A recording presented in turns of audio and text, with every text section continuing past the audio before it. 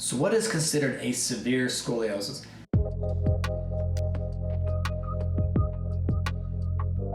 Hi, Dr. Chris Goobles here, and today I want to talk to you about severe scoliosis. So as a quick reminder, if you've watched any of our other videos, someone technically is diagnosed with scoliosis when they have a minimum of a 10-degree lateral bending of their spine with rotation. That's just the bare minimum to develop scoliosis.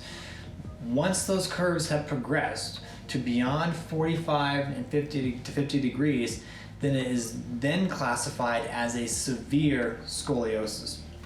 If it's 10 to 20 degrees, we call that a mild scoliosis. From 25 to about 40 degrees, that would be considered a moderate scoliosis. And like I said, beyond 45 degrees, that's when we have a severe scoliosis diagnosis. So how does a curve progress to severe scoliosis? First, it can happen during growth spurts, and it's during the first year of puberty, which is known as the peak growth velocity, where an adolescent will grow faster during that first year of puberty than they do at any other time in their life, with the exception of when they're an infant in the first 5 years. So it's this first year of puberty when they grow the fastest that they have the highest risk of curves from progressing the most. And curves can progress from a moderate curve to a severe curve in just a matter of months in some cases during that first year of puberty. Another time is later on in life. Some curves have a higher risk of progression. If you have a curve that's over 30 degrees, that is a moderate risk of progressing, continuing to progress even after someone's done growing. And curves over 50 degrees, it's pretty much agreed upon those curves will absolutely continue to progress. Now, the location of the spine or the location of the curve matters. If we have curves in the thoracic spine, they are less likely to progress after skeletal maturity than curves that are in your thoracolumbar or lumbar spine. Curves over 30 degrees, if they're in your lumbar spine, I'm telling you at some point they will progress. But this is different than how they progress when someone's growing, when someone's an adult. When someone's an adult, you can develop what's known as degenerative scoliosis.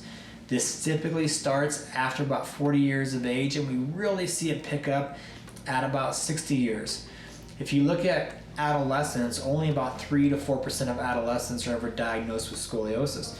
If we look at 40-year-olds, about 10% of adults over 40 are diagnosed with scoliosis. And if we look at adults over 60, it's about 38% of adults, and at 90, it's about 50% of adults are diagnosed with scoliosis. So what this is one of two things in adulthood. It could be someone that had a scoliosis that was present when they were an adolescent, that continues to progress and get more severe in an adult. Or it could have been a scoliosis that were so small they didn't even detect it, and then now as an adult it starts to degenerate and progress and become more painful, more noticeable, and so then it's actually diagnosed. Or it could be a de novo scoliosis, which is a new scoliosis that develops in adulthood due to degeneration.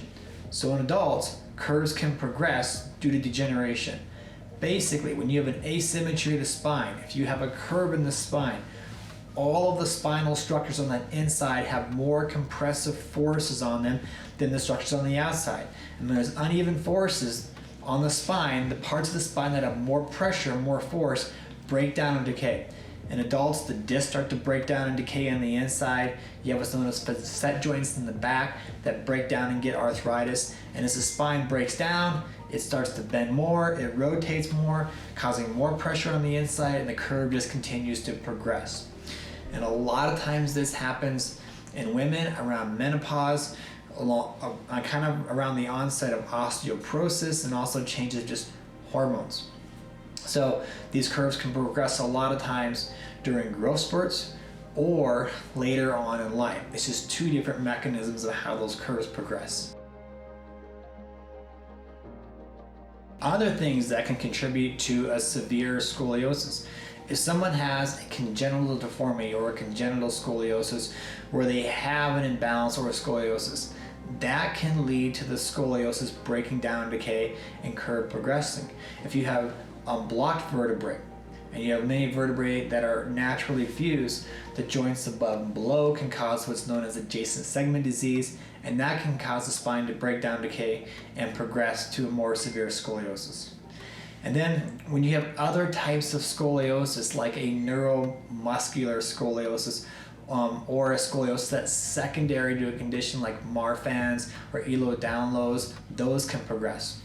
When you look at scoliosis that's a neuromuscular scoliosis, if you look at someone who has cerebral palsy or someone who has muscular dystrophy, those kind of people, they're a lot of times they're bound to a wheelchair. And with those conditions, they're unable to support themselves in their body. And so basically their body starts to collapse. And when their spine starts to collapse, it causes big asymmetries. And over time, that can cause the spine to break down. And these curves can progress more and more severely because the individual is just not able to hold, support themselves up. In those types of cases, treatment can be very difficult. Doing physical therapy with someone with cerebral palsy or someone who has muscular dystrophy can be extremely difficult to do and really ineffective in most cases. A lot of times those people end up getting surgery just to prop themselves up. Now, the good news is there is bracing that can be done for people that have a progressive severe scoliosis. This is called a suspension brace. And how a suspension brace works, and the one that's developed by Scolibrace, it works to basically lift the person up or suspend them. The bottom of the brace pushes down the wheelchair, the rest of the brace holds the person up, and it basically keeps the person from collapsing. Now, it's not a perfect treatment. These are difficult cases to manage, but it's the best treatment that I'm aware of available for someone that has, a scoliosis due to a neuromuscular condition that's literally collapsing in their wheelchair. It's the best tool that we have available for that. Now, once someone gets a severe scoliosis, physically things become a lot more noticeable. You're going to see if they have a scoliosis in the thoracic spine, much higher risk of one shoulder sticking up, one being down. You're probably going to see a big rib hump when someone bends over. You may see one shoulder blade sticking out a lot. You may notice a really noticeable asymmetry in the waist if they have a curve in the lumbar spine. And a lot of times you start to notice big postural imbalances, such as when someone has what's known as a coronal shift and they're unbalanced like this. Or you may notice from the side, they start to lean forward a lot when you get an adult that has a degenerative scoliosis. So signs become more prevalent. Also, a lot of times people have more pain when they have a severe scoliosis. Some research has shown that the severity of pain with the scoliosis is directly associated with the severity of the curve. What that means, the bigger the curve gets, the higher the pain levels get. So you're a lot of times going to see people that have more severe pain with their scoliosis when they have a severe scoliosis. Now, respiratory function. Typically, when curves get beyond 70 to 80 degrees, this is the point where it can start to influence their respiratory function and potentially cardiac function. So there's tests we can do to measure pulmonary function. Their pulmonary function test. The most common of these is what's called a spirometry. And spirometry will measure the ability of someone to take air in and get rid of that air, and it gives an estimate of total lung capacity. When someone has a scoliosis, they can get what's known as a restrictive loss of pulmonary function, which means they have a hard time breathing in and inhaling because their spine is collapsed and that compresses the lung, which can make it difficult to breathe in a lot of air. The same thing, if someone collapses from the side or from the front, that can put pressure on basically your heart, which can also be associated with cardiac problems. Now, if you have a lumbar scoliosis and you get a severe curvature, that could potentially impact digestive issues or other neurological problems. But when it comes to cardio or pulmonary problems, I want to make sure you understand these are only in severe cases, typically only when someone gets beyond 70 or 80 degree curvatures. The biggest concerns with severe scoliosis is typically progressing to surgical levels or preventing surgery, how someone looks externally, or the aesthetics or how they feel about their personal appearance, and then obviously pain levels. So with severe scoliosis, preventing surgery, decreasing pain, improving overall aesthetics, those are the general goals of treatment.